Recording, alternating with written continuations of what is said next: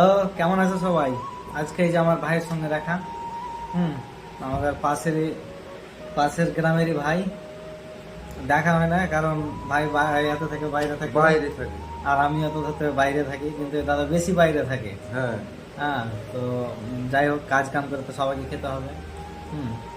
তো একটা কথা বলি, ভাই ভিডিও স্টার্টিং করেছে। তোমরা যারা আমার ভিডিও দেখো, এই ভাইকে তোমরা সাপোর্ট করে বেশি বেশি করে, কারণ নতুন নতুন করে চেষ্টা করছে। তোমাদের যদি সাপোর্ট পাই তাহলে আরো আগে যাবে। হুম।